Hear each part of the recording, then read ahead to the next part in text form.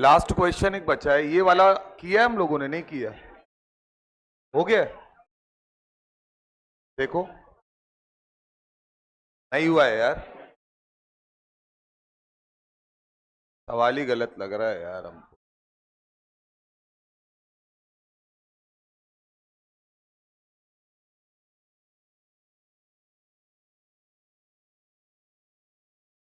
रुके रहो भैया, ये लो।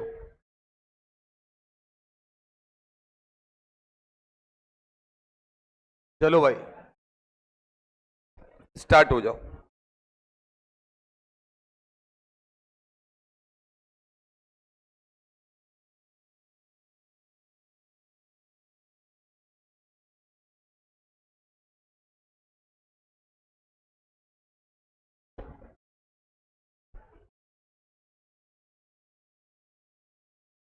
एक नॉर्मल इक्विलिब्रियम रिएक्शन दिया है, NH4HS, और जो बना रहा है अमोनिया प्लस H2S, ठीक है ना। फिजिकल स्टेट दोस्त लिख लो, ये भाई साहब सॉलिड है और ये लोग गैसियस है। अब आपको बताना है, छोटी सी बात पे सवाल है, तुरंत हो जाएगा। आंसर निकालिए, आंसर निकाल के बताइए।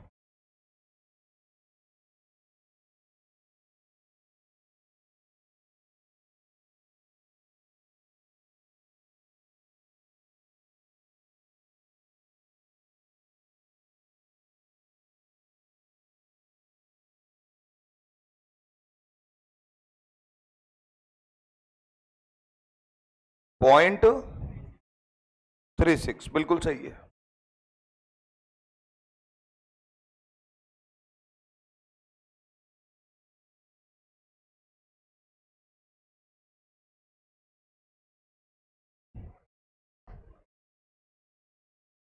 आज तो व्रत होगा तुम्हारा, नहीं है क्या? व्रत नहीं है आज? आज ही तो दिन है तुम्हारा।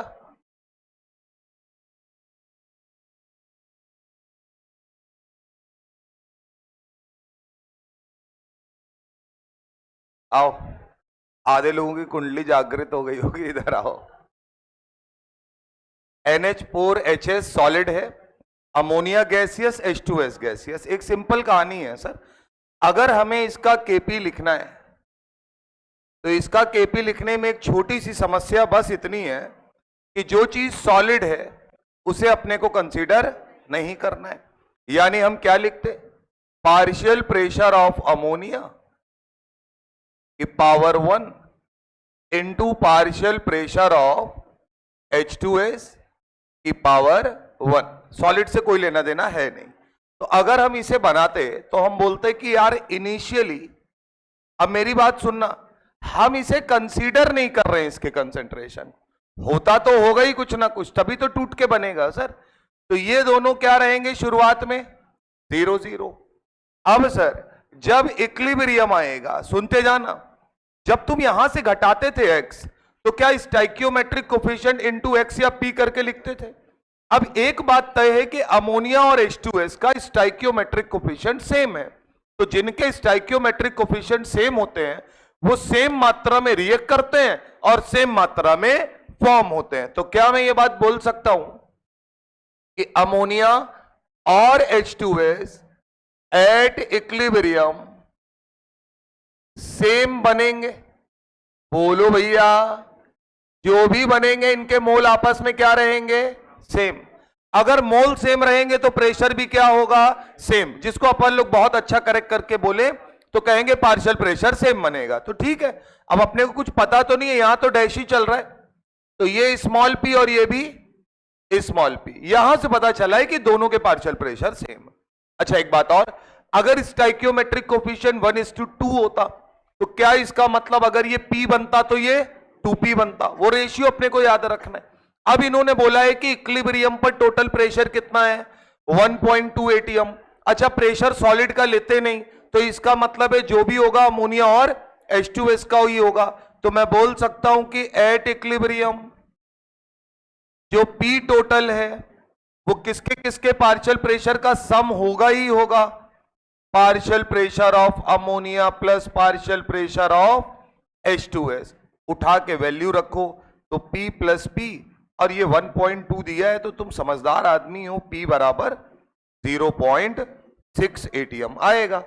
अब सर P अगर निकल आया है तो इन दोनों के पार्शियल प्रेशर निकल आए, 0.6 0.6 उठा के रख दो, काम खत्म। तो आएगा 0.36 और स्टाइकियोमेट्रिक कोफिशिएंट 11 है। आप एटीएम में लिख रहे थे, यानी अगर आपको यूनिट भी लिखना है तो आप बकायदा बढ़िया से लिखिए एटीएम स्क्वायर। ये है केपी का वैल्यू। क्या ये बात आपको इस सवाल से समझ में आती है सर? इसमें सबसे इंपॉर्टेंट लाइन यही है कि स्टाइकियोमेट्रिक कोफिशिएंट सेम है अगर, तो पार्शियल प्रेशर्स भी क्या बनेंगे? सेम बनेंगे, क्योंकि मोल सेम बनेंगे। क्लियर है बात? नीचे लिख लीजिएगा, in product side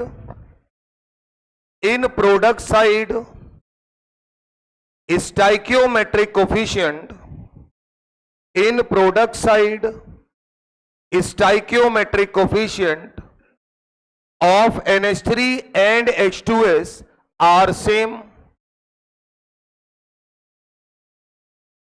In product side, stoichiometric coefficient of NH3 and H2S are same.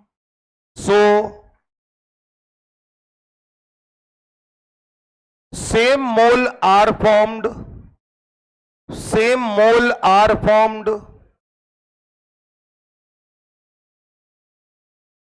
as well as same partial pressure are formed. Same partial pressure are formed because at equilibrium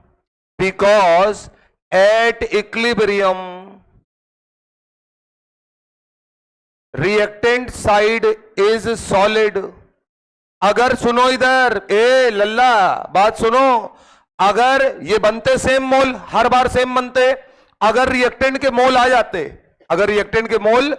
जाते तो क्या partial pressure निकालते समय मोल divided by total pressure करते, तो इसका interference आने लगता या नहीं आने लगता, तो बंटवारा जाता या नहीं जाता उधर। तो इसका मतलब है ये तभी करोगे जब सॉलिड में होगा किधर? Reactant side. क्लियर है मामला? इसलिए प्रॉपर लिखवाया है। तो ध्यान रखिएगा कि आपका रिएक्टेंट साइड सॉलिड था। बस छाप चुके? चलो यार गुरु, ये आदमी सवाल सब आगे पीछे कर दिया भाई मेरे को लिखना पड़ेगा। चलो आओ, कराना ही है ये वाला, हम छोड़ेंगे तो है नहीं।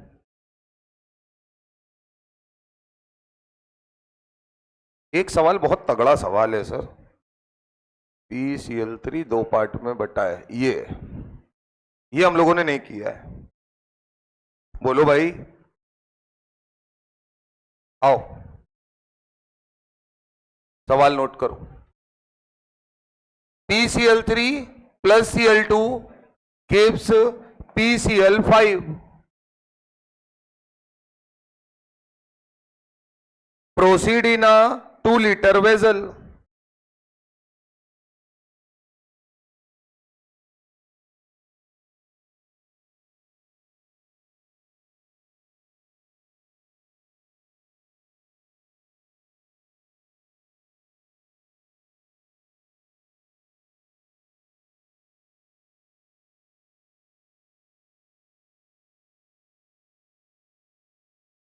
और सब इक्विलिब्रियम पे मामला दे रखा है इसमें। बढ़िया सवाल है, ये हम लोगों ने किया नहीं है सर।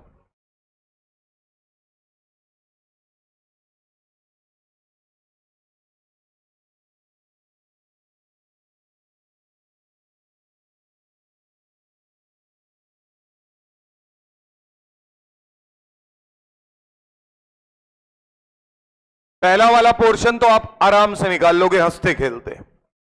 क्या एक इक्विलिब्रियम दिया है, वॉल्यूम दिया है 2 लीटर, इक्विलिब्रियम पर ही आपको सबके कंसंट्रेशन पकड़ा दिए गए, आप फटाक से क्या निकाल लोगे, केसी। एक बात और याद रखना, अगर सबके मोलर कंसंट्रेशन दिए तो जाहिर सी बात है आपको वॉल्यूम रखने की कोई जरूरत अभी नहीं पड़ेगी। बोलो बेटा।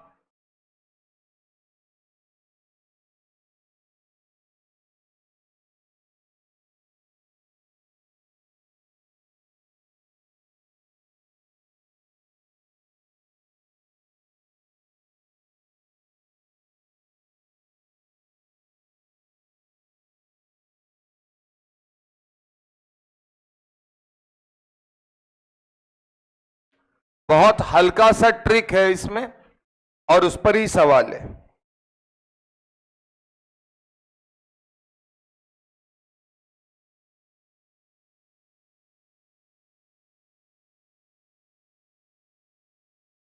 मेरे हिसाब से क्या पहला पोर्शन सबकी समझ में आ रहा होगा।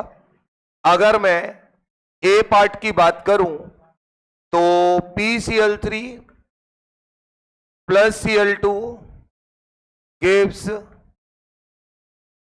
PCl5। बोलो भैया। और यहां लिखा है प्रोसीड इन, और मैं सीधे लिख दे रहा हूं एट इक्विलिब्रियम। वॉल्यूम दिया है 2 लीटर जो कंटेनर है, लेकिन इक्विलिब्रियम पर मुझे PCl3 का कंसंट्रेशन दिया है 2 मोलर, Cl2 का कंसंट्रेशन दिया है 1 मोलर, PCl5 का कंसंट्रेशन दिया है 4 मोलर।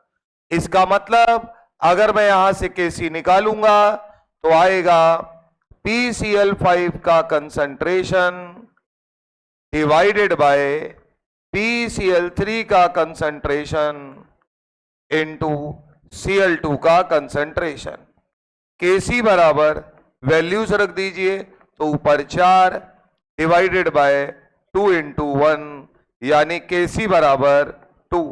यानी इक्विलिब्रियम कांस्टेंट हमें पता है केवल टेम्परेचर बदलने पर बदलता है, अदरवाइज बदलता नहीं है।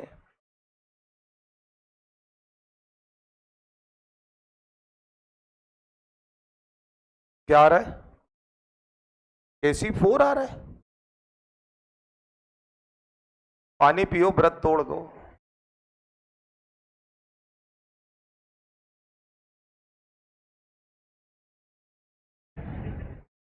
नहीं,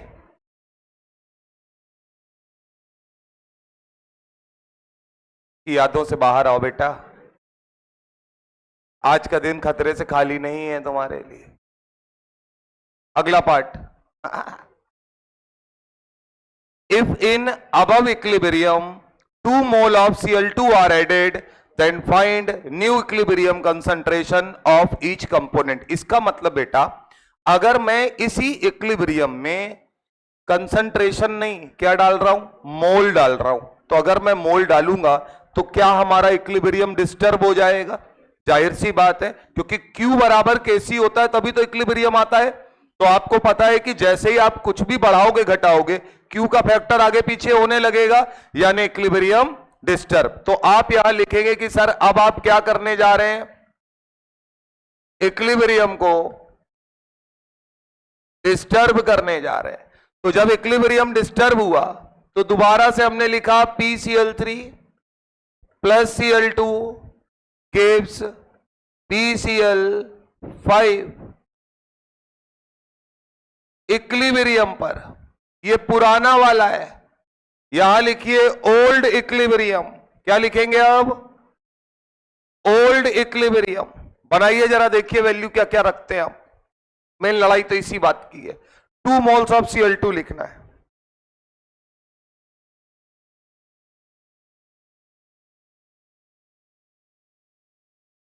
भाई सारा खेल ही यही है।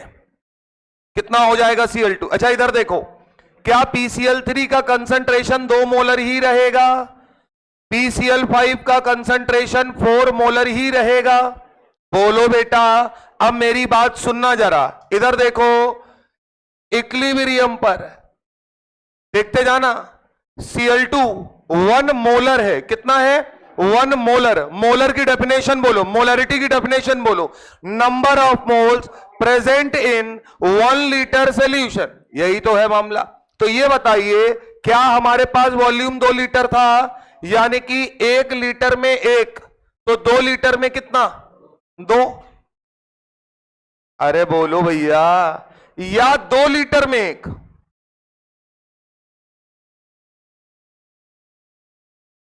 कंसंट्रेशन अगर 1 मोलर है तो जाहिर सी बात है कि इतने वॉल्यूम में 1 ही मोल होगा इसका।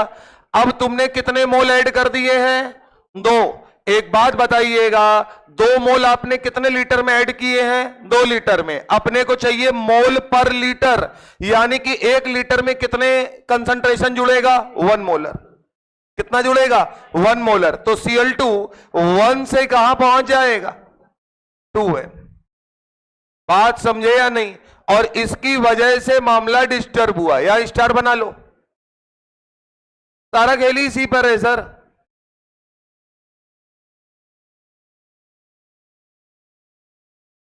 भाई मेरे, अगर जिसको ये ना समझ में आ रहा हो, इतना तो समझ में आ रहा होगा। 1 मोलर का मतलब होता है कि हमारे पास यहां पे मोलरिटी 1 मोलर है, यानी 2 लीटर में ही लिया जा रहा है। तो 2 लीटर में 1 मोल है, तो अगर तुमने यहां पे उठा के 2 मोल डाला है तो वो तो तुम मोल पर लीटर ही निकालोगे ना। तो मोल पर लीटर अगर निकालोगे तो इसका मतलब है कि आपका क्या आएगा, 2 मोल 2 लीटर में, यानी 1 लीटर में कितना आएगा, 1 मोल पर लीटर। तो कंसंट्रेशन तो मोल पर लीटर ही है। आप वॉल्यूम 2 लीटर लो, 200 लीटर लो, 2000 लीटर लो, क्लियर है मामला। तो इसका मतलब है कंसंट्रेशन में कितना ऐड होगा। मैं अगर इसको सही से लिखूं तो 1 मोलर पहले था और 1 मोलर और जुड़ गया। अब मुझे बताओ क्या चीज है जिधर आपने जोड़ा है, रिएक्टेंट साइड, यानी इक्विलिब्रियम डिस्टर्ब हुआ। तो इक्विलिब्रियम इसे पाने के लिए क्या करेगा, जो काम आपने ज्यादा किया है उसे कम करना पड़ेगा। कम करने के लिए इक्विलिब्रियम की डायरेक्शन क्या होगी, फॉरवर्ड डायरेक्शन। पहली चीज, इक्विलिब्रियम किधर जाएगा, equilibrium shift in forward direction. पहली चीज तो ये। अब सर क्या एक बात तय है कि टेम्परेचर अगर नहीं छेड़े हो तो इक्विलिब्रियम कांस्टेंट पे कोई फर्क नहीं आएगा, यानी यहां पर Kc2 आया है तो इसके लिए भी क्या रहेगा, 2 ही रहेगा। इक्विलिब्रियम कांस्टेंट बदलने वाला नहीं है। अब हम बात करेंगे, अगर इक्विलिब्रियम फॉरवर्ड डायरेक्शन में जाएगा तो क्या नया इक्विलिब्रियम सेटअप होगा, क्योंकि इसने बोल रखा है क्या, फाइंड न्यू इक्विलिब्रियम कंसंट्रेशन।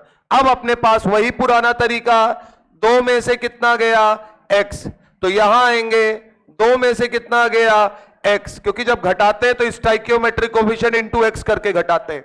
चाहे मोल दिया हो, चाहे वॉल्यूम दिया हो, चाहे कंसंट्रेशन दिया हो, चाहे पार्शियल प्रेशर दिया हो, डायरेक्ट घटाया जा सकता है, इसमें कहीं कोई समस्या नहीं है। बस वेट दिया होता है तो हम उसे मोल में कन्वर्ट कर लेते हैं। यहां आते हैं, ये कितना बनेगा, x, पहले से कितना था 4, तो क्या 4 + x लिखा जाएगा।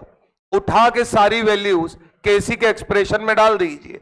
तो Kc बराबर PCl5 का concentration divided by PCl3 Cl2। ये हमने नए इक्विलिब्रियम में बात कर रहे हैं, तो Kc तो बदलेगा नहीं, तो वैल्यू रख देते हैं सीधे 2, PCl5 की जगह रखते हैं 4 + x, PCl3 और इनकी जगह 2 - x, 2 - x यानी 2 - x का स्क्वायर। अब ये क्वाड्रेटिक ही बनेगा, कोई दूसरा तरीका नहीं है। सॉल्व करिए, बताइए जरा। इक्वेशन जो बनेगी यहां से वो ये आएगी, 2x - 1 और x - 4 बराबर 0। देखो आता है क्या, क्वाड्रेटिक में कॉमन लेकर क्या यहां तक पहुंच पाते हो, जल्दी से देखें कितने लोग पहुंचते हैं, सवाल इसीलिए बढ़िया है ये।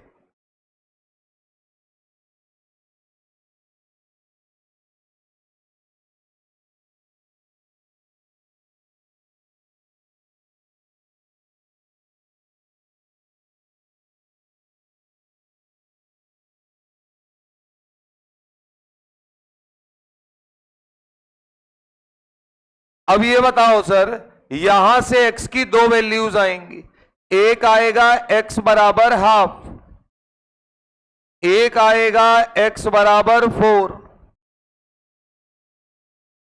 बोलो भैया। अब मुझे सिर्फ इतना बता दो कौन सी वैल्यू डिस्कार्ड करनी पड़ेगी। x बराबर 4 पॉसिबल नहीं है, इसका मतलब ये गया, तो कौन सी वैल्यू लेंगे, x बराबर हाफ। अगर x बराबर हाफ लेंगे तो इक्विलिब्रियम पे कंसंट्रेशन पूछे गए सर, ये होगा 3/2, ये भाई साहब 3/2, और ये वाले भाई साहब 4 में 1/2 जुड़ जाएगा, यानी कि 4.5 यानी 9/2 लिख दें क्या। और सुनो मजेदार बात, जब नया इक्विलिब्रियम कंसंट्रेशन आ जाए तो हमारी बात चेक करने के लिए उठा के सब केसी में रख देना, फिर से 2 आ रहा है, यानी केसी का वैल्यू चेंज नहीं हुआ है। क्लियर है मामला।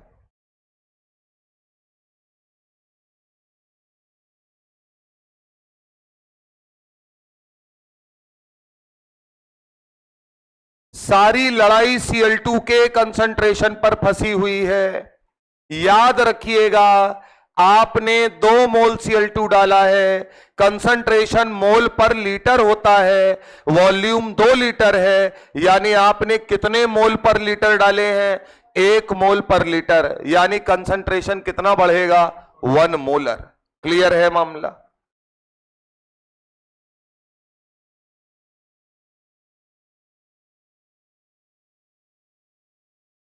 अब सर यहां तक अगर आपने मामला किया है, एक सवाल हमको और कराना है, ये हमने लास्ट क्वेश्चन है, ये टाइप नहीं है, हटाया जाए, बोलो बेटा।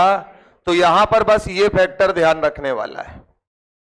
अगली कहानी सर लिखिएगा, वही परसेंटेज वाला। अगर इक्विलिब्रियम पर रिएक्टेंट और प्रोडक्ट के मास परसेंटेज दिए हैं तो पहले क्या निकालते हैं, केपी, देन फाइंड केसी। अगला क्वेश्चन है N2 + 3H2 gives 2 times ammonia. अच्छा, उन चीजों की फिजिकल स्टेट नहीं दी होगी जिनकी कॉमन होती है, पता है तीनों लोग गैसियस अवस्था में पाए जाते हैं। At equilibrium 40% N2, 30% ammonia by volume. अब यहां खेल कर दिया उसने, वॉल्यूम पकड़ा दिया आपको। Are present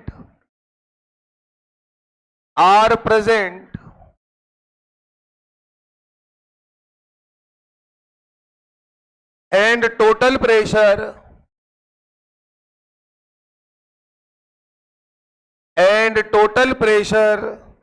is 50 ATM।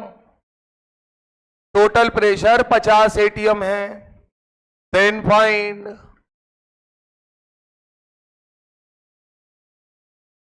Find Kp. अगर वो केसी बोलता भी तो हम पहले क्या निकालते बेटा, केपी निकालते।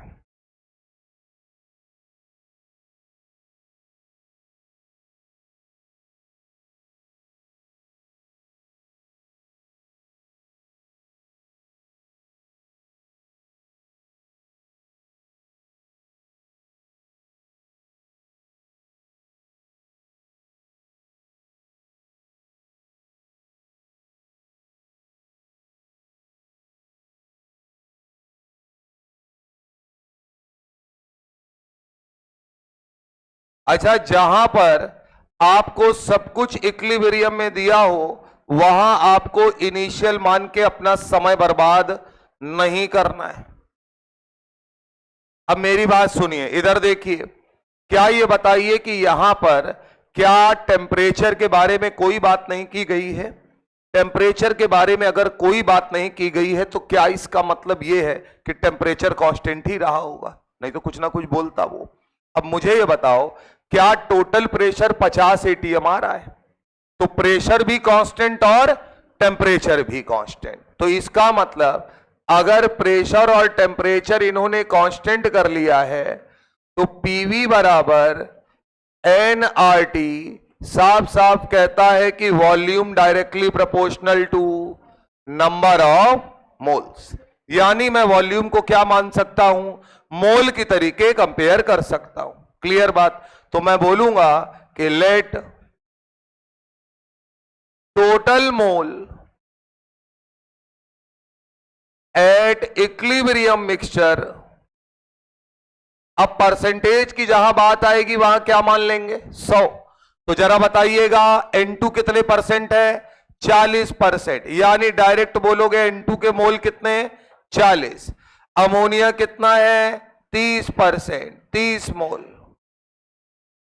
वो सॉरी हाइड्रोजन, अरे उल्टा दिया है, एक सेकंड। अमोनिया कितना दिया है? 30%, यानी 30 मोल। बोलो भैया आर प्रेजेंट। तो बाकी बची चीज क्या हुई? हाइड्रोजन। ये भी अपने आप ही क्या आ गया? वो निकल के उतना ही आया है, खैर 30 मोल।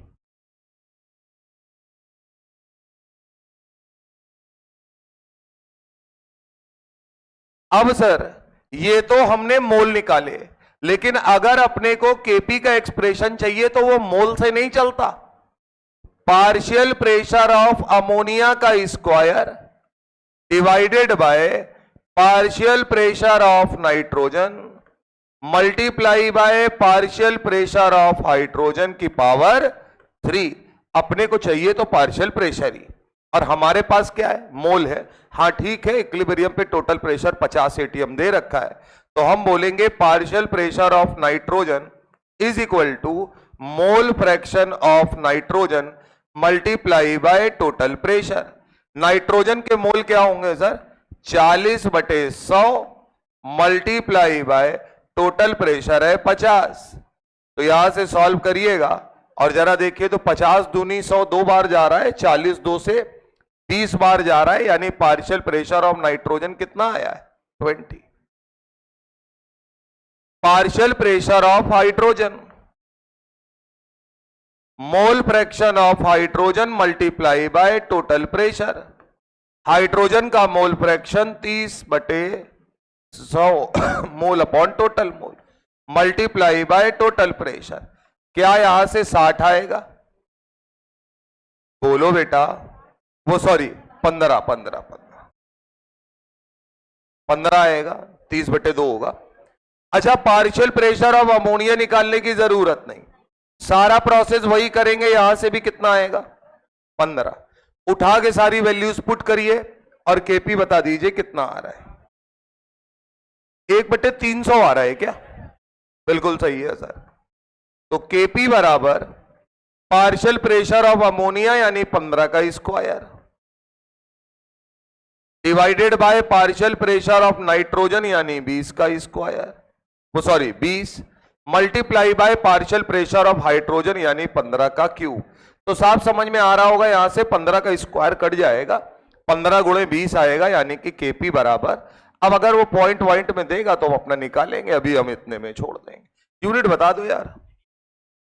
क्या ऊपर से एटीएम स्क्वायर है, नीचे एटीएम की पावर 4 है, यानी एटीएम की पावर -2 आएगा।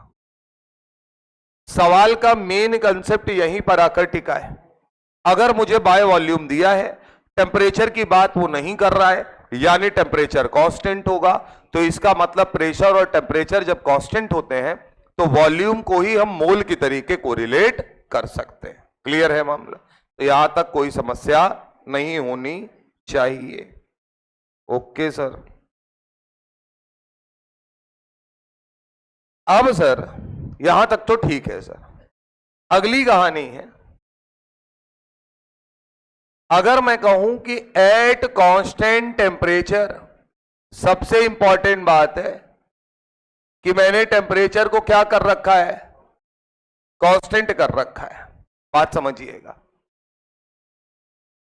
पहला पार्ट है कि अगर मेरे पास कोई रिएक्शन दी है ए से बी, छोटा सा मामला है ये, मैंने कल आपको बोला भी था कि आप स्कूल लेवल पे इसको सीख के आइए, मतलब पढ़ा है आपने, ध्यान रखना है।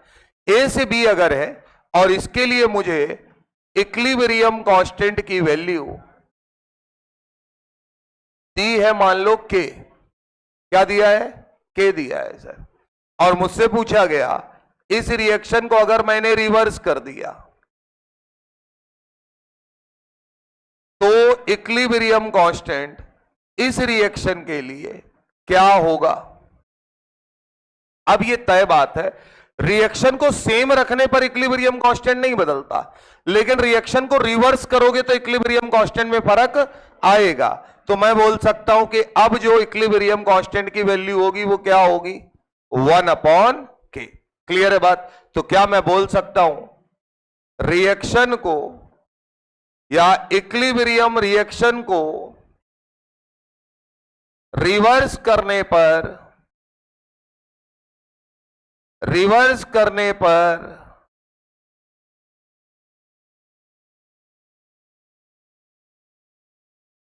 न्यू इक्विलिब्रियम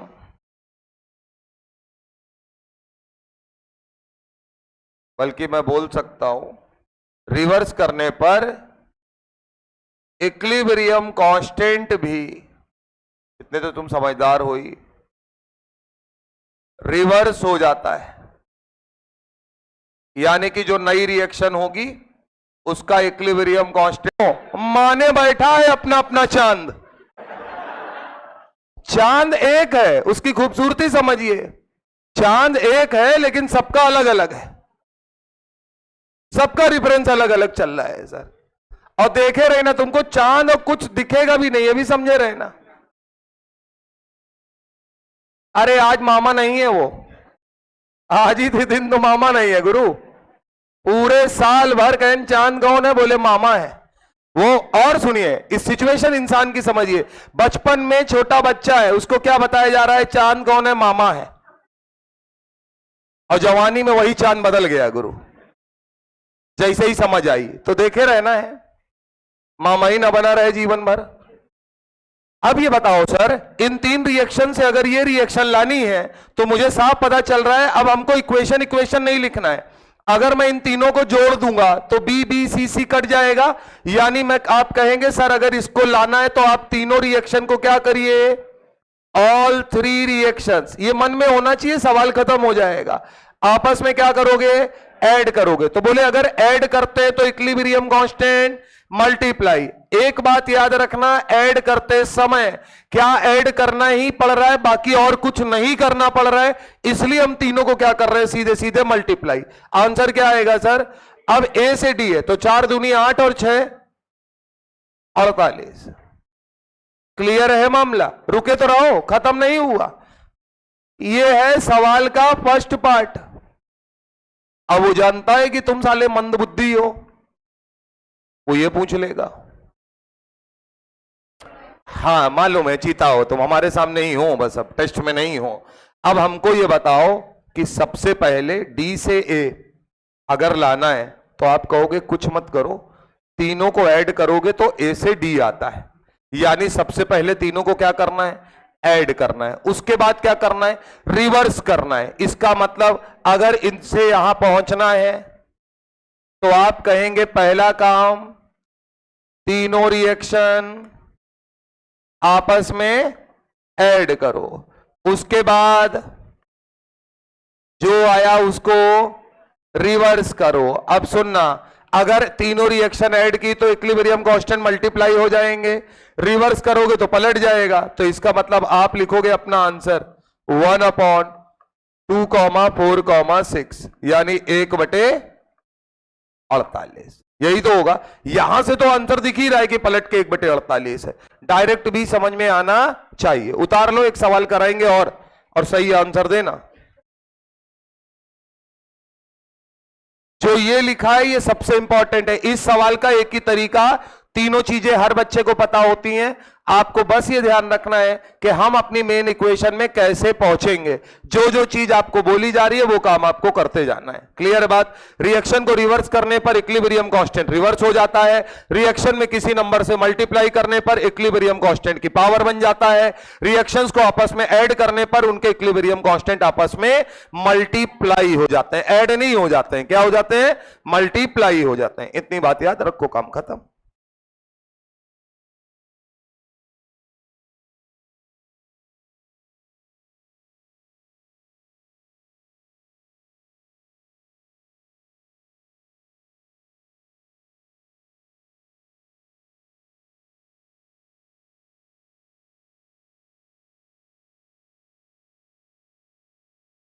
चलो सर, हटाएं। लिखो सवाल, पढ़े होगे साले यहां मुंह के बल। वेपर डेंसिटी आ रहा है मिक्सचर की, SO3 गैस, एक ये इक्वेशन दी है, इसके लिए इक्विलिब्रियम कांस्टेंट की वैल्यू K1 है। आपसे कहा गया है 4 times 4SO2 plus 2 times O2 और इसकी वैल्यू K2 है इन टर्म्स ऑफ K1 बताना है। लो भैया रखो।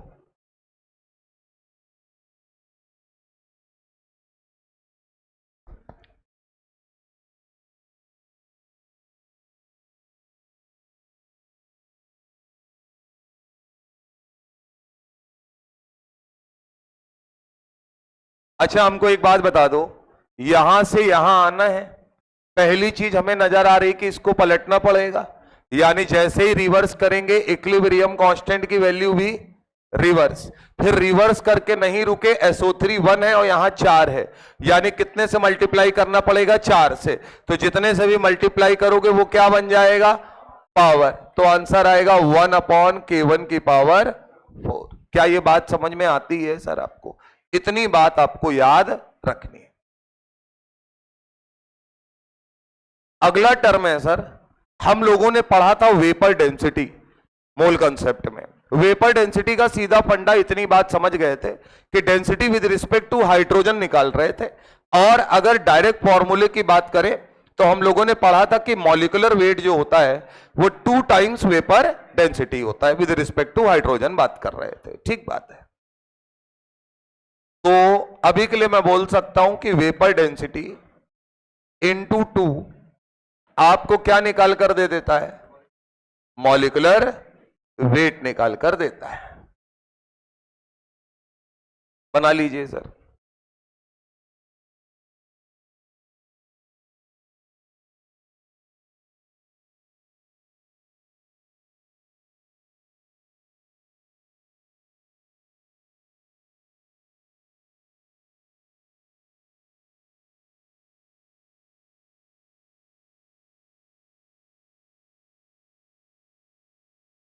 ठीक बात, हेडिंग डालिएगा,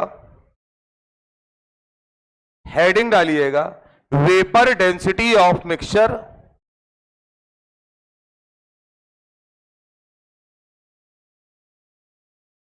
इन ionisation, vapour density of mixture in dissociation equilibrium, यानी कि टूट रहा होगा, डिसोसिएट हो रहा होगा, डिसोसिएशन इक्विलिब्रियम, यानी एक से 2 पार्ट में डिवाइड हो गया। अच्छा ये बताओ, अगर डिसोसिएशन हो रहा है तो डेल्टा Ng का वैल्यू हमेशा ग्रेटर देन 0 होगा, क्योंकि सीधा सा मामला है sir, delta Ng greater than 0 का मतलब है कि प्रोडक्ट का स्टोइकियोमेट्रिक कोफिशिएंट ज्यादा होगा विद रिस्पेक्ट टू रिएक्टेंट। इतनी बात हमको ध्यान रखनी।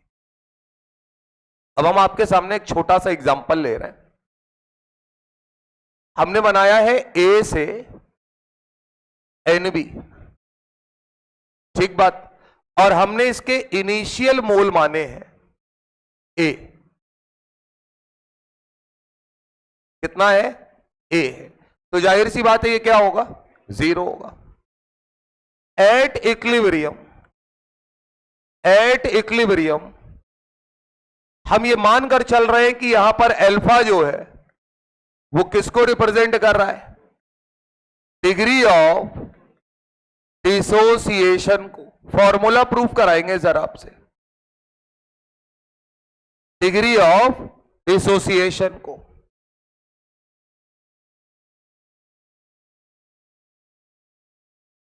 ठीक बात। अब मुझे एक बात बताइएगा, डिग्री ऑफ डिसोसिएशन कहता क्या है? एक से कितना टूटा? अल्फा, तो अगर ए लोगे तो कितना टूटेगा? ए अल्फा। क्या इसमें किसी को कोई समस्या? ये एक्स नहीं है कि डायरेक्ट आपने एक्स घटा दिया। अब अल्फा ये कहता है कि 1 से कितना टूटा अल्फा, तो ए से कितना टूटेगा ए अल्फा। कल को मैं पूछूं 10 मोल से कितना टूटेगा 10 अल्फा, 100 मोल से कितना टूटेगा 100 अल्फा। लेकिन अगर एक्स के टर्म में बोलेंगे तो 100 माइनस एक्स लिख सकते हैं डायरेक्ट। क्लियर है मामला।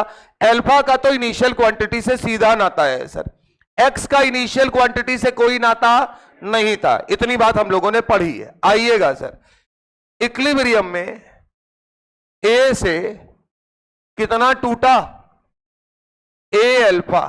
अब देखते जाइएगा, इससे इसको कोरिलेट नहीं करेंगे। अल्फा डिग्री ऑफ डिसोसिएशन है किसी रिएक्टेंट के लिए। क्लियर है मामला। अब मुझे बताइए ये इक्वेशन क्या कहती है, ए से एन बी, कि अगर इसका 1 मोल टूटेगा तो ये एन मोल बनेगा। क्या ये स्टैंडर्ड कंडीशन है?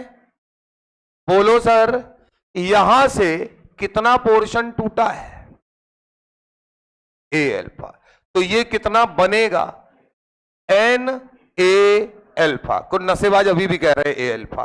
बेटा क्या ये इसका एन गुना बनेगा, यानी ए अल्फा 1 से एन बनता है तो 10 से 10 एन बनेगा। बोलो बेटा, तो ए अल्फा से एन ए अल्फा बनेगा। बना लीजिए, ये है इक्विलिब्रियम पर मोल।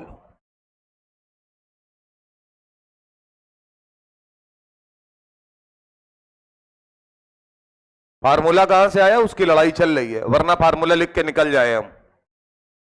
नहीं समझे?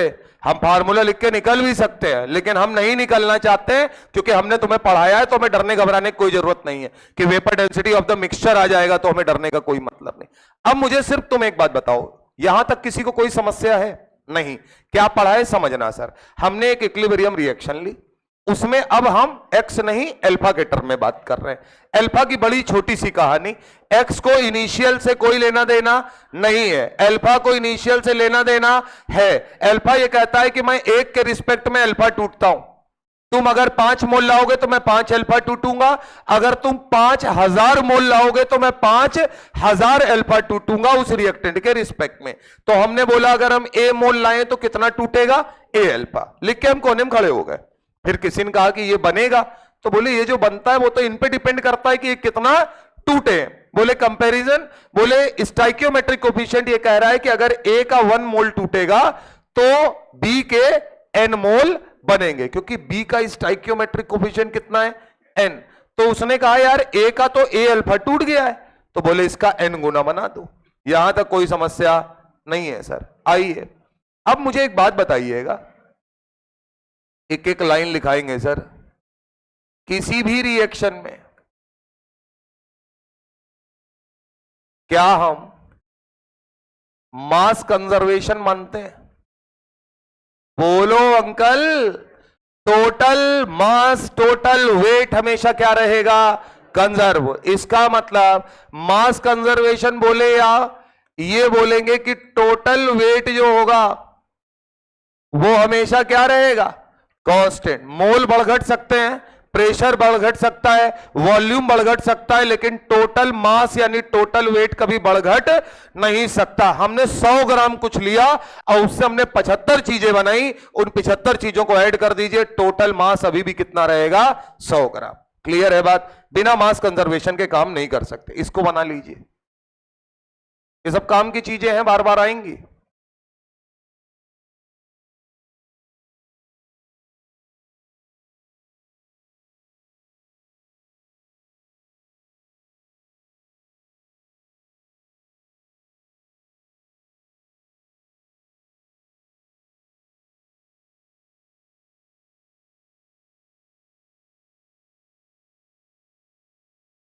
चले भैया, अब हमको इधर देखो, अब हमको कोरिलेट करना है। क्या करना है sir? Total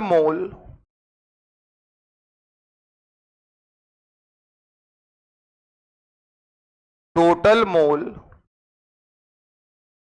at equilibrium divided by initial मोल। ठीक बात? तो जैसे कि आप समझदार हैं, इधर देखिए, टोटल मोल इक्विलिब्रियम पर क्या आएंगे, a minus a alpha plus n a alpha divided by initial mole कितना है, a। क्लियर है मामला?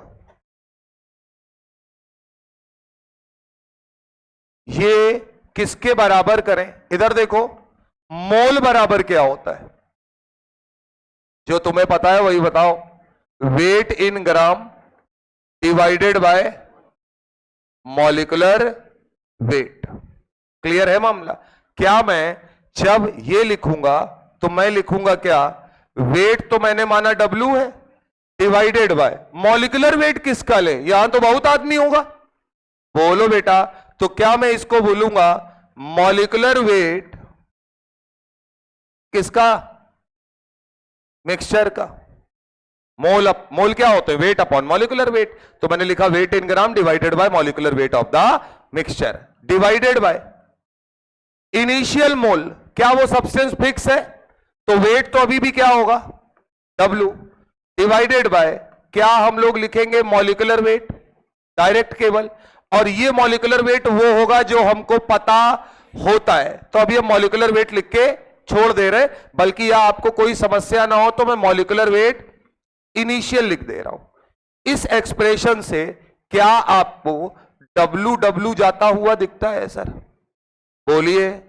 इधर आइए, क्या A कॉमन हो जाएगा यहां से, तो अगर A कॉमन हो जाएगा तो आप मुझे बताइए इस एक्सप्रेशन में आपको अंदर क्या दिखेगा, 1 minus alpha plus n alpha दिख रहा है सर, इज इक्वल टू, इधर देखो, ये मॉलिक्यूलर वेट इनिशियल को मैं कह रहा हूं मॉलिक्यूलर वेट थियोटिकल, क्या बोलूंगा, molecular weight theoretical divided by molecular wait observed. यहां तक लिखो सब लोग, molecular weight theoretical divided by molecular wait observe. ये टर्म ऊपर आएगा, वो वाला नीचे आएगा सर। तो इनिशियल कोई मैं क्या बोल रहा हूं, theoretical. 1 minus alpha plus n alpha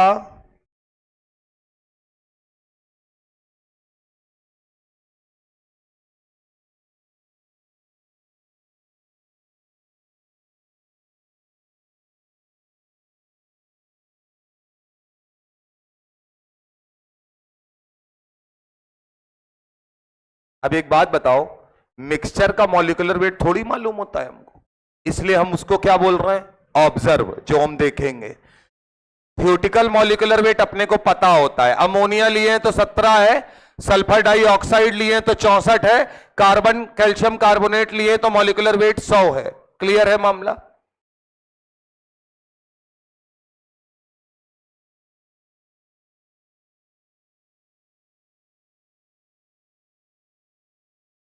अब सर इसको शॉर्ट फॉर्म में लिखना होता है, यहां बगल में लिखिएगा मॉलिक्यूलर वेट, और यहां मैं लिख दूंगा TH यानी थियोटिकल। इसे मैं बोलूंगा हमें पता है, पता है क्योंकि ये किसको रिप्रेजेंट करता है, इनिशियल वैल्यू को। मॉलिक्यूलर वेट ऑब्जर्व नहीं मालूम, क्योंकि ये किसको रिप्रेजेंट करता है, मिक्सचर को। किसको रिप्रेजेंट करता है, मिक्सचर को। ये साइड में लिख लो।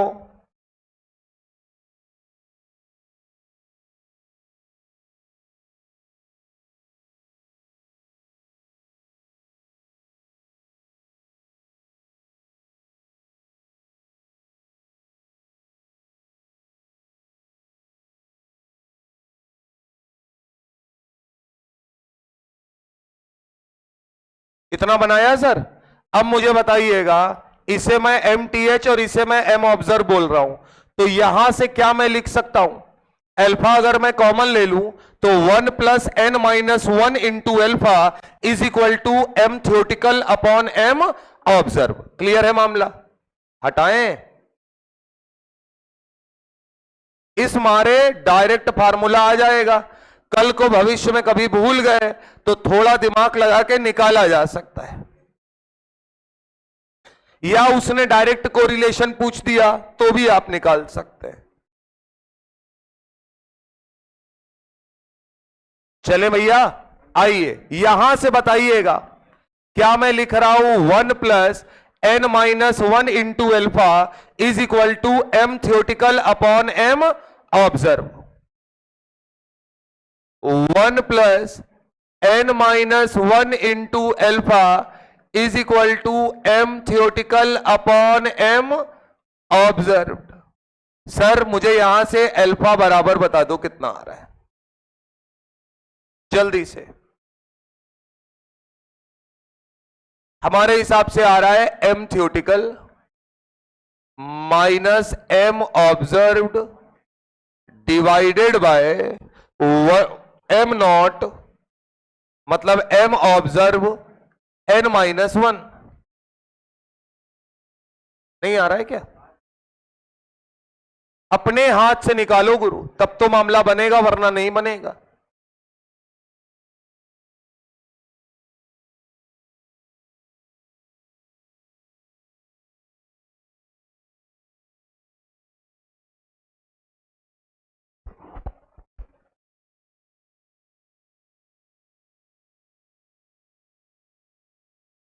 बना सर? पहला रिलेशन आपके सामने है, एल्फा बराबर m theoretical minus m observe divided bye m observed n minus 1। नीचे लिखिएगा m थियोटिकल का मतलब मॉलिक्यूलर वेट ऑफ रिएक्टेंट, जो हमें मालूम होता है m theoretical is equal to molecular weight of reactant. Bracket में लिख लेना, हमें पता होता है, क्योंकि आगे तुम्हारा पता लगेगा नहीं। मजाक की बात नहीं, सबसे मुश्किल सवाल होते हैं सर, लेकिन सिंपल तरीके से देखोगे तो आराम से निकलेगा। एक कॉन्फिडेंस बनता है कि हमने फॉर्मूला खुद निकाल रखा है। सारे फॉर्मूले निकलवा दूंगा, डेंसिटी फेंसिटी सब में लपेट दूंगा इसको। आधे कह रहे होंगे तुम तो लपेट दोगे, हम भी लपट जाएंगे। अब ऑब्जर्व मतलब जो हमने देखा, रिएक्शन हो गई, अब कई सारे लोग आ गए, तो कई सारे लोग आ गए जिसको आप बोलते हैं molecular weight of the mixture. Mole concept में भी इसके सवाल आए थे, मैंने कहा था अभी नहीं करना है, जब लास्ट में पढ़ा दूंगा तो उसके बाद कोरिलेट हो जाएगा आराम से। अब सर एम ऑब्जर्व का मतलब मैं सीधे सीधे बोल रहा हूं मॉलिक्यूलर वेट ऑफ, मैं तो यहां बिना डरे लिखूंगा इक्विलिब्रियम मिक्सचर। कल को इक्विलिब्रियम ना हो तो मिक्सचर बोल देना। अरे बोलो भैया, अभी हम इक्विलिब्रियम में बात कर रहे हैं तो इक्विलिब्रियम मिक्सचर बोल रहे हैं, कल को इक्विलिब्रियम ना बने तो भी हम क्या बोल देंगे? मिक्सचर। और ये बोलो, इसके लिए बोलोगे नहीं पता, मिक्सचर का मॉलिक्यूलर वेट कैसे निकाल पाओगे गुरु?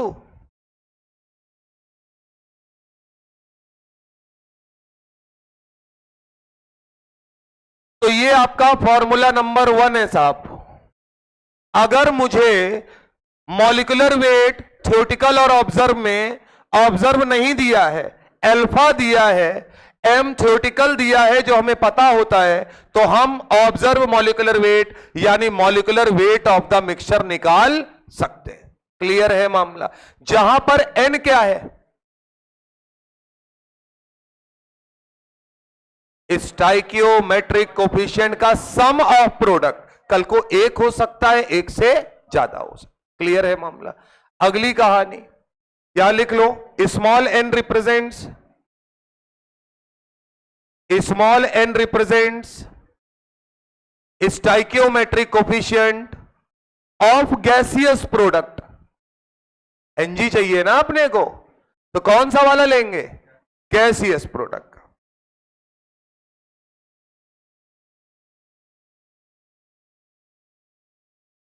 और इसमें ज्यादातर सवाल सिंगल वाले ही आते हैं, एकम जान निकल जाएगी तुम्हारी, दूसरी की जरूरत ही नहीं पड़ेगी। अगला टर्म सर, दो डेंसिटीज है, एक है कैपिटल डी और एक है स्मॉल डी। बनाइए सर, एक है कैपिटल डी और एक है स्मॉल डी। मैं कैपिटल डी को बोल रहा हूं थियोरेटिकल वेपर डेंसिटी, क्या बोल रहा हूं, थ्योरेटिकल वेपर डेंसिटी। तुमको मेरी बात में नहीं फंसना है।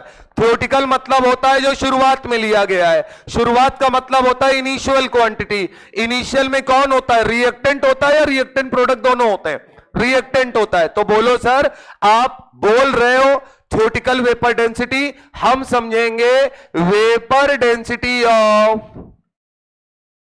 रिएक्टेंट। बोलिए सर, आप क्या समझेंगे, वेपर डेंसिटी ऑफ रिएक्टेंट।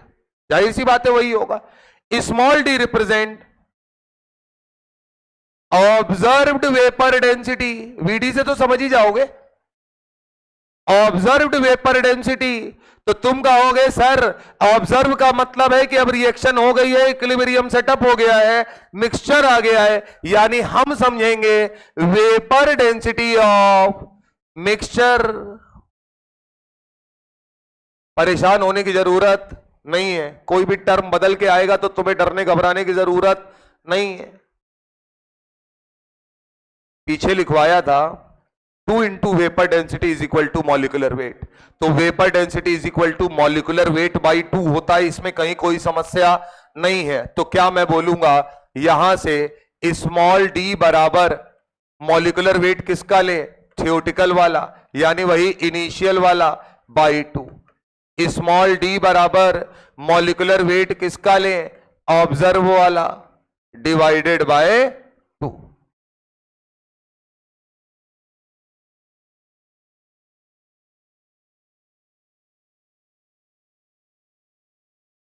ठीक है सर, एम थ्योरेटिकल और एम ऑब्जर्व की वैल्यू उठाकर रखिए और अल्फा का डी में एक्सप्रेशन बनाकर दिखाइए।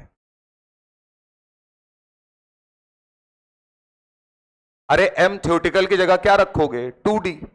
एम ऑब्जर्व की जगह क्या रखोगे, 2 टाइम्स स्मॉल डी, तो क्या 2 कॉमन हो जाएगा। अरे बोलो भैया, नीचे भी क्या लिखोगे, एम ऑब्जर्व के लिए क्या लिखोगे, 2d, तो नेट में 2 2 कैंसिल आउट हो जाएगा। और यहां पर सारी वैल्यूज रखो जरा, और रखकर हमको अल्फा बराबर बताओ जरा क्या आ रहा है, capital D minus small d divided by small d n minus 1। क्या ये रिलेशन समझ में आया। इसका मतलब डिग्री ऑफ डिसोसिएशन दिया है तो डायरेक्ट वेपर डेंसिटी खेल लेंगे, डिग्री ऑफ डिसोसिएशन दिया है तो मॉलिक्यूलर वेट ऑब्जर्व खेल लेंगे। क्लियर। और सुन लो, मैं तो ये कहता हूं कि रटने की कोई जरूरत नहीं है, दोनों याद है तो बहुत अच्छी बात है, वरना इसको याद रखना। क्यों पता है, अपने को पता है कैपिटल डी का मतलब है थ्योरेटिकल वाला, कौन सा वाला, थ्योरेटिकल वाला। स्मॉल डी का मतलब हमने क्या माना है, ऑब्जर्व वाला। तो हम जब चाहेंगे इसको बदल लेंगे, एम थ्योरेटिकल डिवाइडेड बाय, अरे भाई वेपर डेंसिटी है ना, तो M theoretical divided by 2, M observe divided by 2। Clear है मामला। एक बार अच्छा, स्मॉल एन क्या बताता है, stoichiometric coefficient of gaseous product. Gaseous लेना है और डेल्टा एनजी का वैल्यू क्या होना चाहिए, ग्रेटर देन 0, क्योंकि हम बात डिसोसिएशन की कर रहे हैं, एसोसिएशन की नहीं कर रहे, वो केस भी कराएंगे। ठीक है, आओ सर, यहां लिख लो कैपिटल डी, कैपिटल, अच्छा ये तो लिखवा ही दिया है, यहां सीधे लिखो स्मॉल एन बराबर moles of gaseous product, moles of gaseous product oblique stoichiometric coefficient of gaseous product. Stoichiometric coefficient of gaseous product को टिक मार लो। इधर देखो फॉर्मूला बोलो, अल्फा क्या है, degree of dissociation. Vapour density के टर्म में फॉर्मूला क्या है, capital D minus small d divided by small d into n minus 1। Capital D क्या है, वेपर डेंसिटी थ्योरेटिकल, थ्योरेटिकल मतलब गुणा भाग से जो निकाल देंगे, इनिशियल पता होती है। स्मॉल डी क्या है, vapour density of the mixture, उसी की बात ये कर रहे होंगे, सवाल करते हैं सर। बस यही है, यही 2 फार्मूला हो गया। चलिए क्वेश्चन लिखिएगा, इस पर पहला सवाल, एक रिएक्शन है N2O4 से 2 times NO2, vapour density of equilibrium mixture is 30. Then find out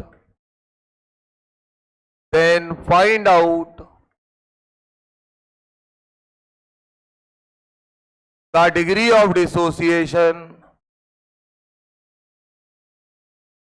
Then find out the degree of dissociation of N2O4.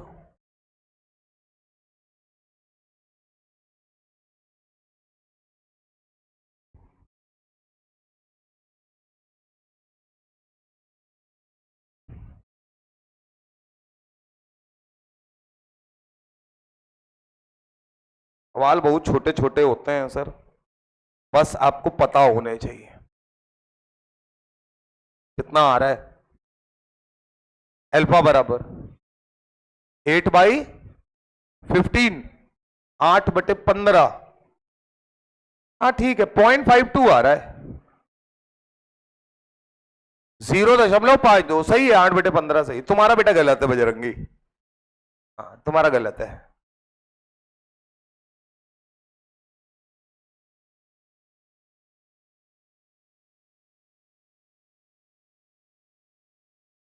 निकल आया? इधर देखो, अल्फा बराबर, एक बात तो तय है कि वेपर डेंसिटी खेलेंगे। अब इसमें क्या होता है मालूम है? यहां तो याद रहता है, वहां याद रहे ये इंपॉर्टेंट है। ये आ गया साहब। अब हमको यहां क्या दिया है ये समझना है। इधर देखो, इसीलिए मैंने तुम्हें बार बार एक एक बात लिखवाई है। क्या यहां वेपर डेंसिटी मिक्सचर की बात कर रहा है? मिक्सचर का मतलब है कि हमको स्मॉल डी बराबर कितना दिया है? 30। ये स्मॉल डी का वैल्यू दिया हुआ है। अगली कहानी सर, साहब कैपिटल डी बराबर, क्या कैपिटल डी का मतलब है थ्योरेटिकल की बात हो रही है? थ्योरेटिकल की अगर बात कर रहे हैं तो यहां पर कौन है? N2O4।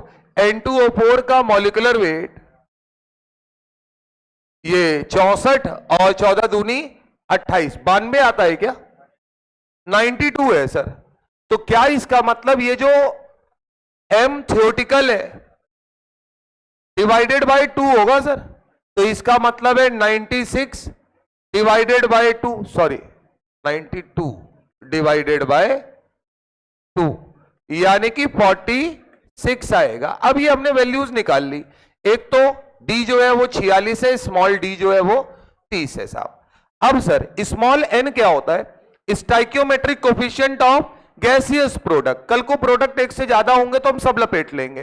तो यहां से हमको समझ में आ रहा है कि एन बराबर हमारा क्या है? 2 है। उठा के रख दीजिए, बस फॉर्मूले वाला सवाल बन गया।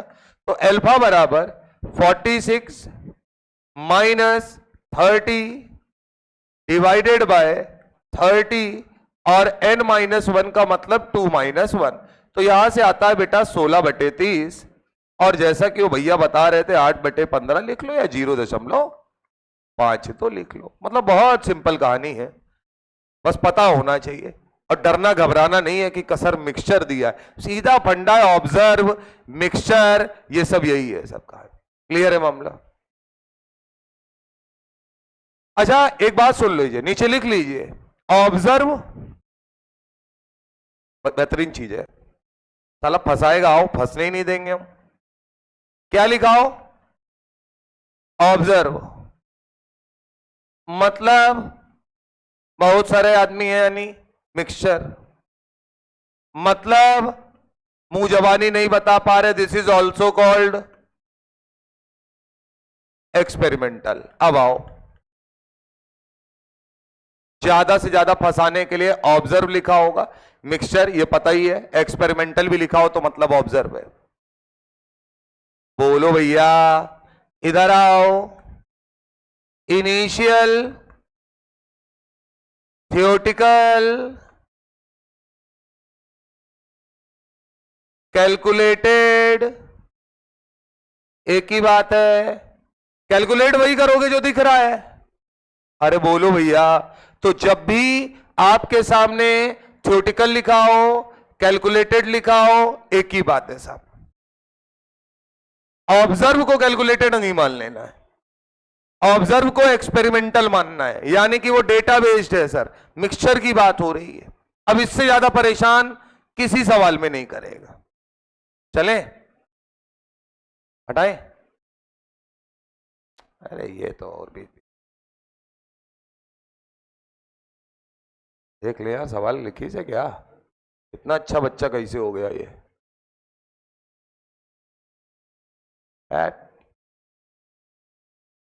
लिखो भाई अगला सवाल, PCl5 gives PCl3 plus Cl2 if molecular weight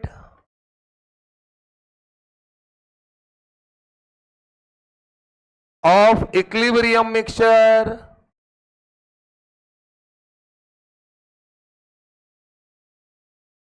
is 140.4, then find out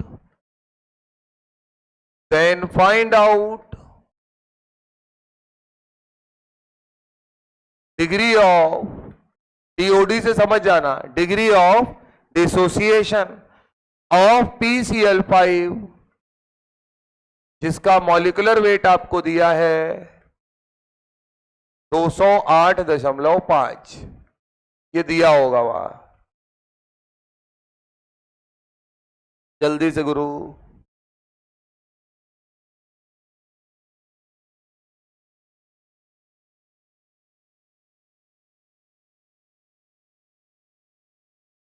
क्या अब हमें अल्फा मॉलिक्यूलर वेट के टर्म में दिया है, यानी हमें मॉलिक्यूलर वेट वाला फार्मूला लगाना पड़ेगा।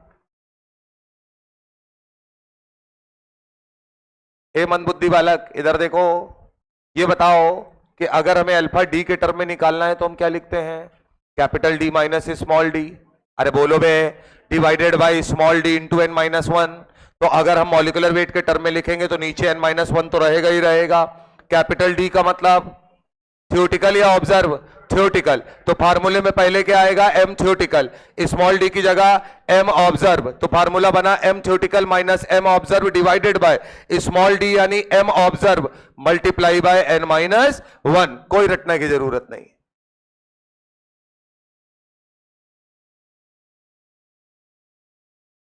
तो फॉर्मूला है सर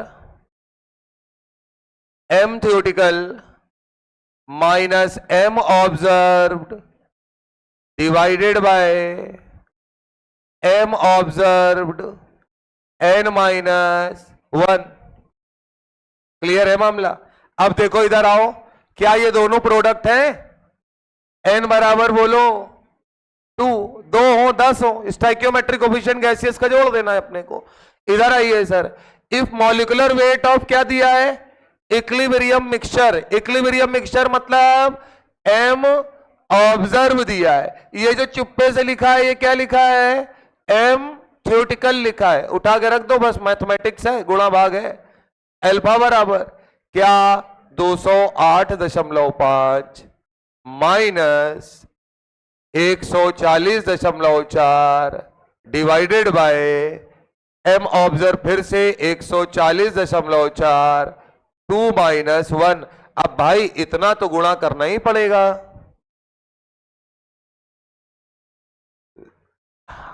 .48 आ रहा है, 148, 1 तो कभी आएगा ही नहीं। तुम यही बता रहे होगे, हम समझ नहीं पा रहे होंगे, सॉरी है, आगे ध्यान रखना बस। अभी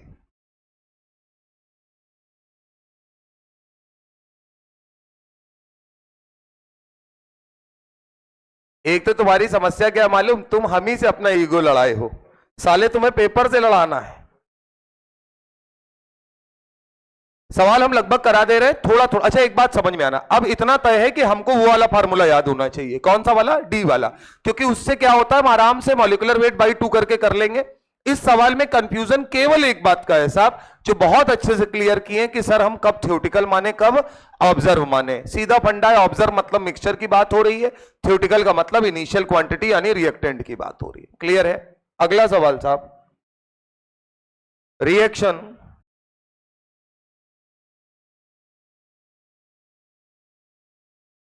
(3A)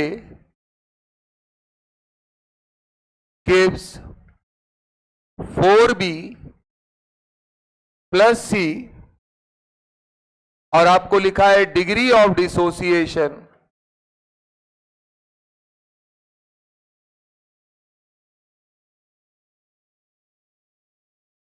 30% है।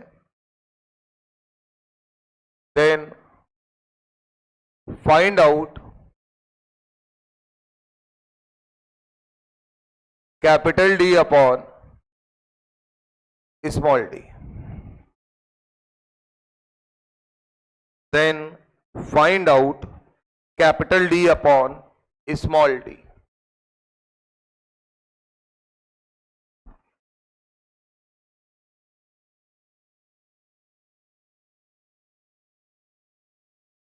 अल्फा दोस्त 30% आपको दिया है।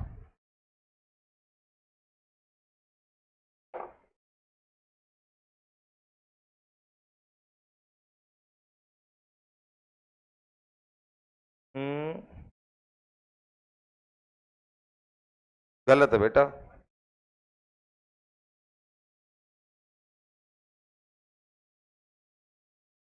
वन 1.2 आ रहा है इसमें, बाकी देख लेते हैं अभी।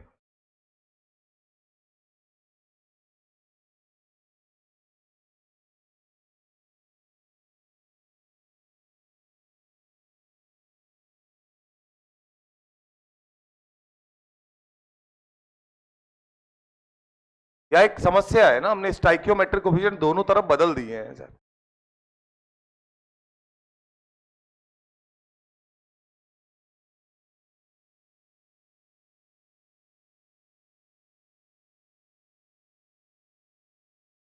नीचे लिखिएगा स्मॉल n बराबर, यहां मैंने जानबूझकर इक्वेशन चेंज कर दी है, रिएक्टेंट इस बार 1 नहीं लिया गया है।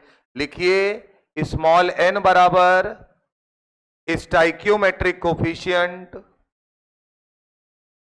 Oblique mole of product with respect to 1 mole reactant, क्योंकि अल्फा किसके लिए डिफाइंड है? पर मोल के लिए, with respect to 1 mole reactant. इधर आइए, आप पहले ही इस इक्वेशन में देखिएगा, इधर के हिसाब से कितना है मामला? 5। ये कितना लिखा है? 3। तो 3 से 5, तो 1 से 5/3 आपका जो n होगा वो पर मोल लिया जाएगा। बात समझ में आ रही है या नहीं आ रही है? तो यहां से जिनसे भी गलती हुई है वो यही गलती है साहब।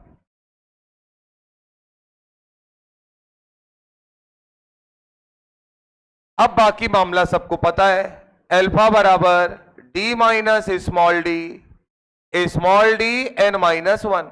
अल्फा दिया है 30% यानी 0.3 कैपिटल। अभी अगर मैं यहां पर इसको ऐसे लिख दूं, देखो भैया अभी के लिए तो एक लाइन और बना लेते हैं। स्मॉल डी n बराबर आएगा 5/3 -1, तो यहां से 2/3 आएगा, तो 0.3 इज इक्वल टू 2/3 आएगा। और बल्कि मैं क्या कर रहा हूं, उस 2/3 को उठा के इधर ही भेज दे रहा हूं, तो ये 2/3 हो गया। स्मॉल डी से डिवाइड कर दिया तो ये capital D upon small d -1, तो capital D upon small d is equal to, ये 1 इधर आएगा तो 0.3 इंटू 2/3 प्लस 1। तो यहां से अगर हम बात करें तो 3 से 0.3 0.1 बार जाता है, और ये 0.2 यानी 1.2 डायरेक्ट आंसर आपका आता है। इंपॉर्टेंट कहानी यहां छुपी है, क्योंकि आपने, इसीलिए मैंने आपको प्रूविंग कराई है, पर मोल डिफाइंड है मामला। क्लियर है मामला? तो 3 से 5 बन रहा है, तो 1 से 5/3। अच्छा हाँ, इधर 1 हो तो फिर जोड़ देते हैं, कहानी खत्म है, फिर तो देखने की जरूरत ही नहीं है। अगला सवाल,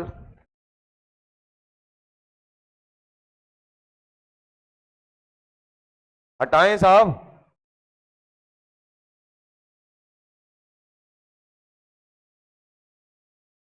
SO3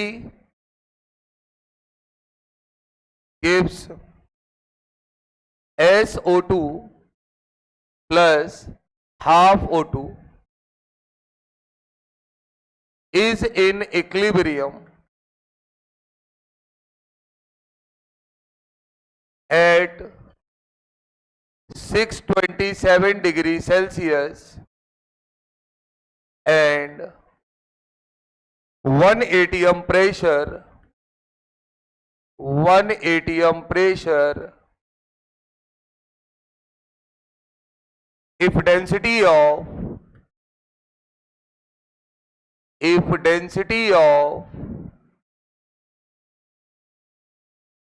equilibrium mixture is 0.9 gram per liter, then find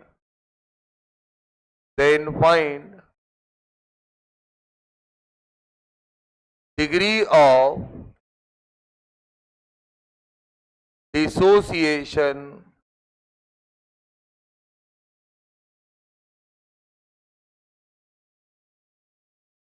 of SO3। अब ये समझदार हो कि डिग्री ऑफ डिसोसिएशन पूछ रहा है, मतलब SO3 के लिए अल्फा को पूछा जा रहा है।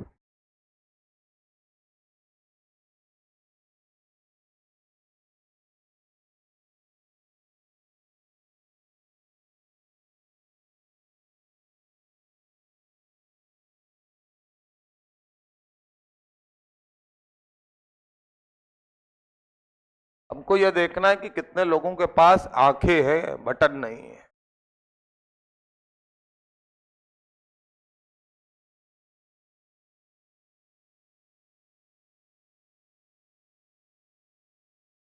थोड़ा सा बुद्धि लगाएंगे तो काम बन जाएगा।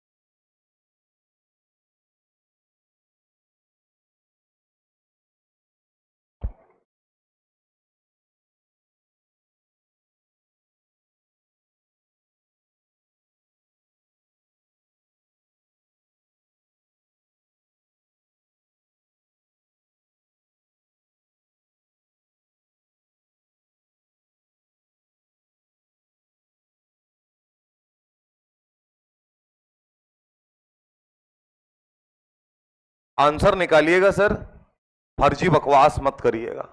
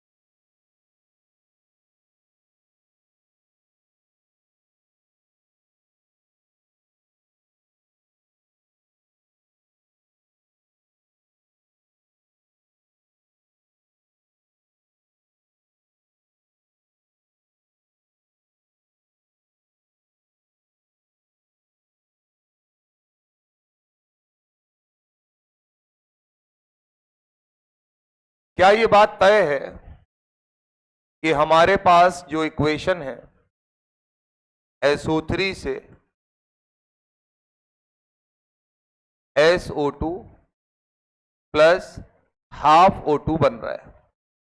यहां स्टाइक्योमेट्रिक कोफिशिएंट 1 है, यानी कि जो भी सम आएगा गैसियस प्रोडक्ट का वो हम n में काउंट कर लेंगे।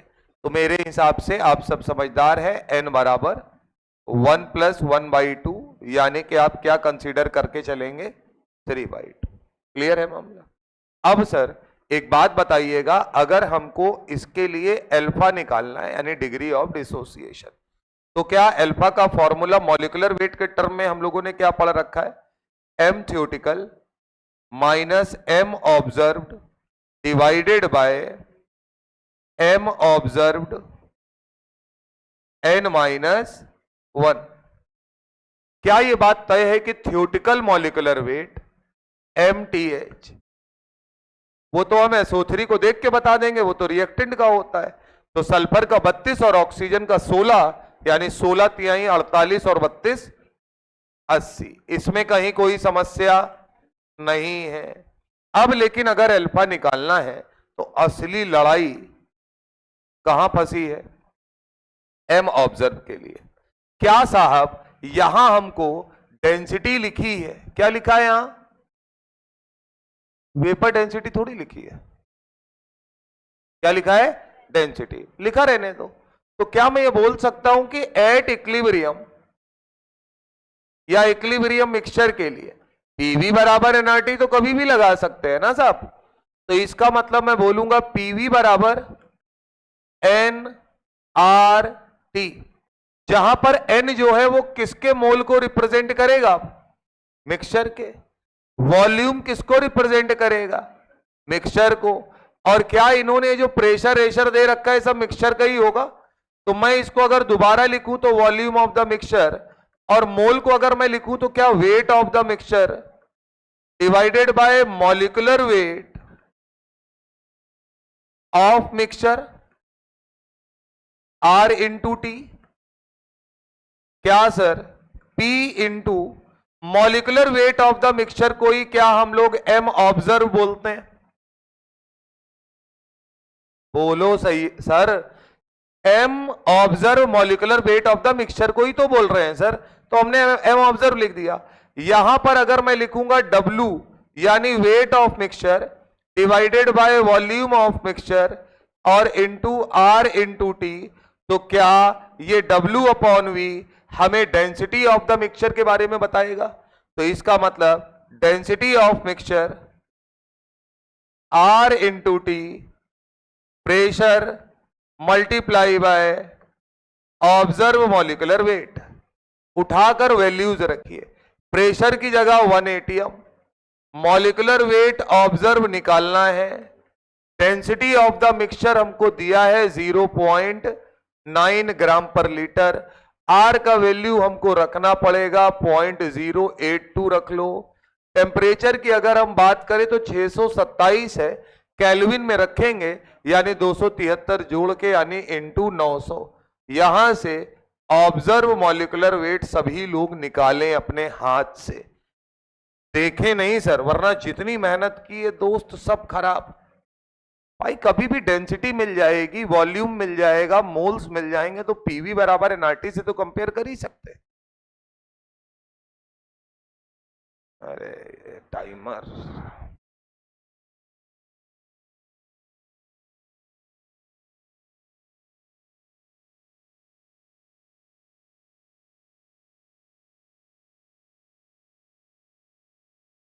सिक्सटी 6.4 आना चाहिए। जब तक ना निकाल लेना तब तक गुणा करते रहना, वरना सारी मेहनत बेकार हो जाएगी।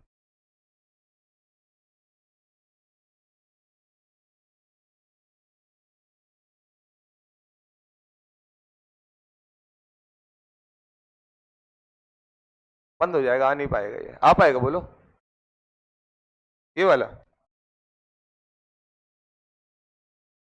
कोई बात नहीं, अब हो गया, वही आएगा तभी होगा।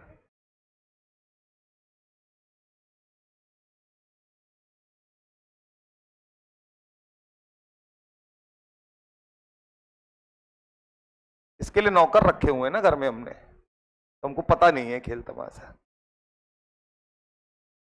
अच्छा ये बटन से ऑन हो जाता है वापस, रिमोट की जरूरत नहीं है।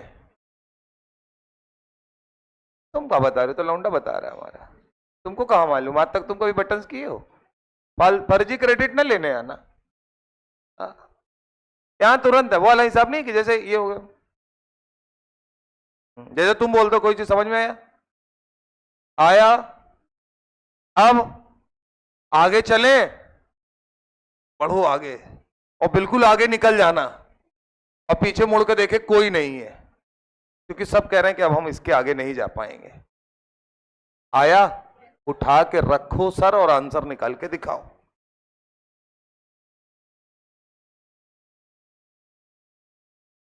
पॉइंट, अरे नहीं यार, तो यहां से जब ये आएगा तो अल्फा बराबर m थ्योरेटिकल है 80 माइनस 66.4 66.4 और 3/2 माइनस 1। अच्छा, कुछ लोग ऐसे भी होंगे प्यारे प्यारे बच्चे जो कैलकुलेटर यूज कर लेते होंगे मोबाइल का, है ना, हाँ, उनकी सबकी कहानी हो जाएगी वहां पे। ये तय सॉल्व करो और देखो 0.4 आता है सर। यस सर, नहीं आना चाहिए सर, नहीं आ रहा है क्या?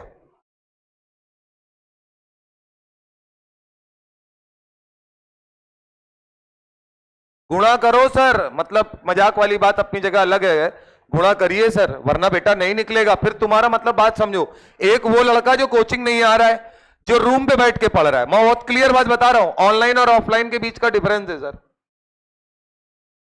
जो तुम्हें लगता होगा तुम ऑनलाइन में कंप्लीट कर लेते हो, तुम ऑनलाइन में सिर्फ कंप्लीट कर लेते हो।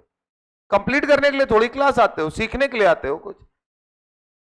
अगर तुमने यहां नहीं लिखा तो वो भी वहां नहीं लिख रहा है, तुम और वो बराबर आता दोनों को होगा, और तब दर्द ज्यादा होता है कि यार इसमें क्या करना, बोलो ये कर लेंगे। और सोचिए कि आप यहां तक दिमाग लगा ले गए कि अच्छा ये डेंसिटी ऑफ द मिक्सचर है, ये वेपर डेंसिटी नहीं है, लेकिन सब कुछ करने के बाद हाथ पांव फूल रहे हैं। कहां कह रहे भैया कभी जीवन में गुणा नहीं किए 0.9 को 0.082 से, और उसके बाद 900 उसके आगे खड़ा है। बात समझो। अब बाद में कह रहे हैं कि इस साल क्या करेंगे, बोले इस साल सिली मिस्टेक नहीं करेंगे। बेटा तुम जीवन भर करोगे सिली मिस्टेक, अभी सही कर लो।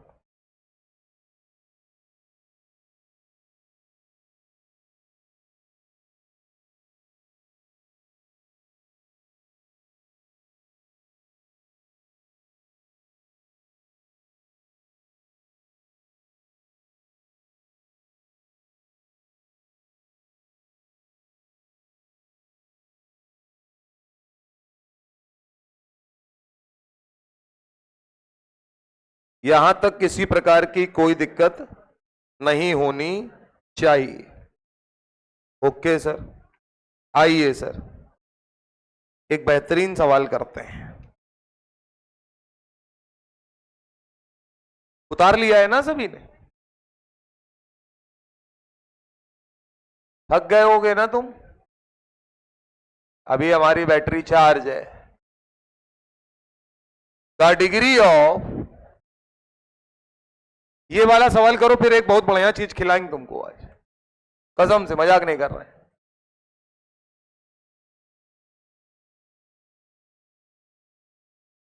अगर ये सवाल कर दिया आपने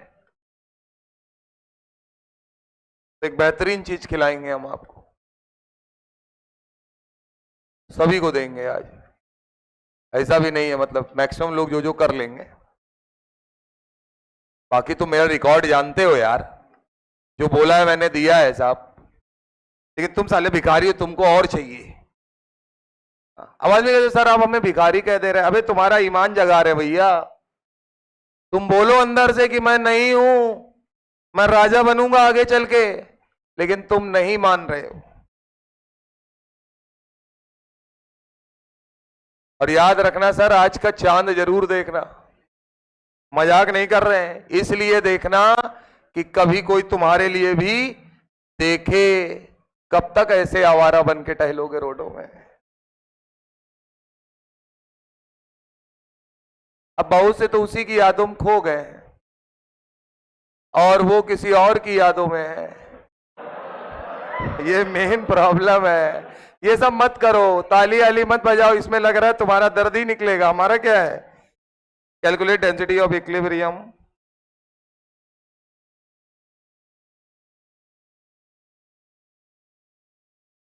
मिनिमम एट लिखा जैसे है 400 degree Kelvin and 1 atm pressure. तो गड़बड़ है गुरु।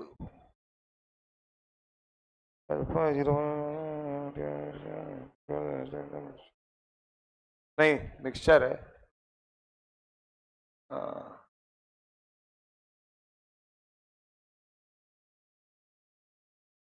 आपको डेंसिटी ऑफ इक्विलिब्रियम मिक्सचर बताना है।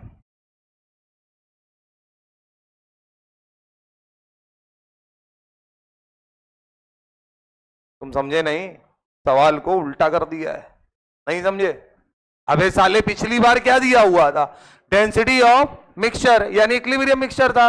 इस बार डेंसिटी ऑफ इक्विलिब्रियम मिक्सचर तुमसे पूछा जा रहा है, यही तो है सवाल में।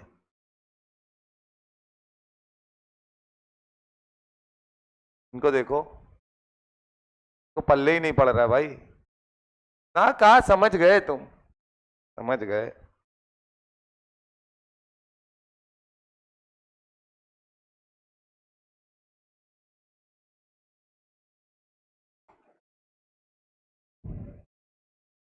डिग्री ऑफ डिसोसिएशन अल्फा आपको गिवन है 0.4। आपसे बोला गया 400 degree kelvin 1 atm for gaseous reaction यानी प्रेशर 1 atm है, और ये रिएक्शन आपको दी है calculate density of equilibrium mixture, आपको बताना है।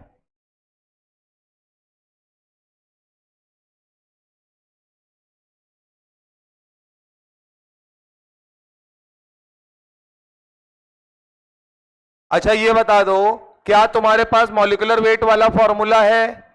अल्फा बराबर तुम्हें कितना दिया गया है 0.4। बोलो बेटा। एन बराबर तुम्हारे लिए क्या है 2, क्योंकि स्टाइकियोमेट्रिक कोफिशिएंट 1 है तो एन बराबर क्या लोगे 2 सर। तो फॉर्मूला लगाओ अल्फा बराबर एम वो theoretical minus M theoretical minus M observe divided by M observe n minus 1। यहां से एम ऑब्जर्व की वैल्यू निकालकर बताओ। तो अभी पीछे लिखाया है तो मुझे लगता है तुम समझदार आदमी 208.5 PCl5 का लिखवाया है कि नहीं लिखवाया। तो यहां से अल्फा की वैल्यू रखो 0.4, एम थ्योरेटिकल रखो 208.5 minus M observe divided by, वही करना, डिवाइड कर लेना ज्यादा बढ़िया रहेगा, एम ऑब्जर्व 2 माइनस 1। यहां से एम ऑब्जर्व की वैल्यू बताओ। 62 पॉइंट आ रहा है, 149 आ रहा है हमारे में। 149 जब तक ना आए तब तक गुणा करो। हम समझ गए तुम्हारा खेल क्या है। करो इसको कैलकुलेट, जब तक ना आए तब तक गुणा करो। 149 देखो आता है कि नहीं आता है। क्या आ गया? तो वो बताओ डेंसिटी कितनी आई। 0.66 लग तो रहा है कि तुम सही निकाल दिए गुरु।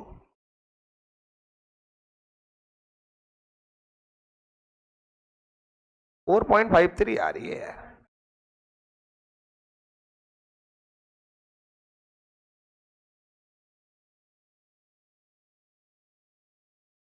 ये आंसर बस देख के हमको सही बताओ कि 149 आ रहा है कि नहीं आ रहा है।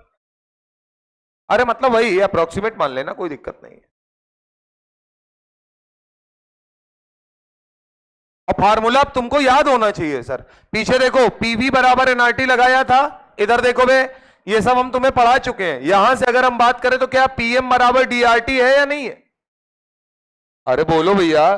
तो अब हम डायरेक्ट यूज करेंगे क्या, पीएम बराबर डी आर टी, जहां एम क्या है ऑब्जर्व मॉलिक्यूलर वेट, डेंसिटी क्या है ऑब्जर्व डेंसिटी, यानी जिसको ये क्या बोल रहे हैं मिक्सचर के लिए, जिसको डी मिक्सचर बोल दो एक ही बात है, ऑब्जर्व मिक्सचर एक ही बात होती है।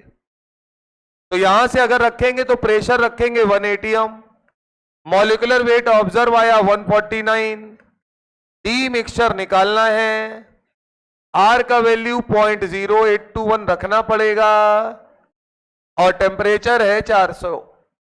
हाँ डिग्री केल्विन है, कोई दिक्कत नहीं, डायरेक्ट उठा के रखो। यहां से अगर आप डेंसिटी निकाल रहे हैं तो जैसा कि मेरे पास डेटा है 4.53 ग्राम पर लीटर आ रहा है। अगर आपका 4.5 4.4 आ रहा है मतलब आप अच्छे बच्चे हैं, आपने निकाल लिया है। लेकिन अगर आपका 3.2 आ रहा है, 2.4 आ रहा है, तो आप निहायती बेवकूफ बच्चे हैं, आपका कुछ नहीं हो सकता है। फिर हो गया सर? आ रहा है या नहीं आ रहा है? साले हमसे झूठ मत बोलो, विद्या रानी की कसम है तुमको। कितने लोगों ने इसे कर लिया था? अच्छा,